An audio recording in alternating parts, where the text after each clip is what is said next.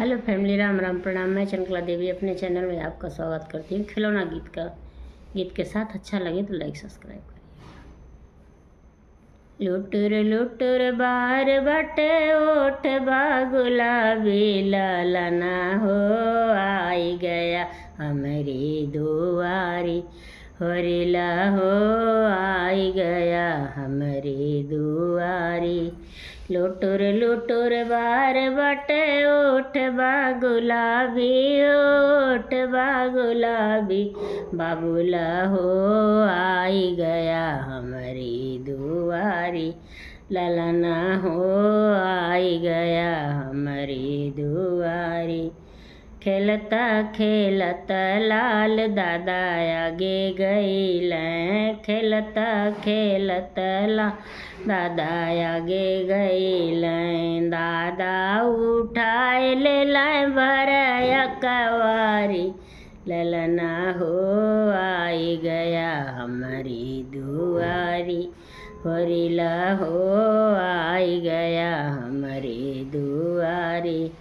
लुटुर बार बटे ओठ बा गुलाबी, ओठ बा गुलाबी, बाबूला हो आई गया हमारी दुआरी, होरिला हो आई गया हमारी दुआरी।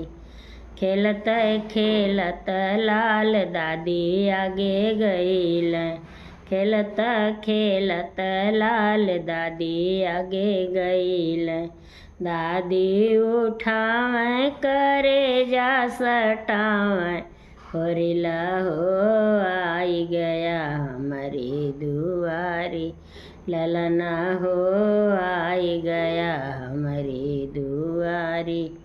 लुटुर बार बटे ओठ बा गुलाबी, ओठ बा गुलाबी, बाबूला हो आई गया हमारी दुआरी, ललना हो आई गया हमारी दुआरी।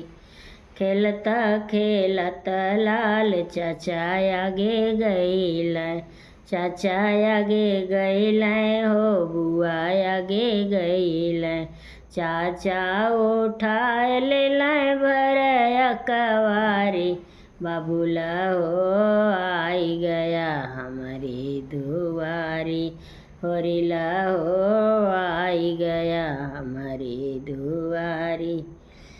बुआ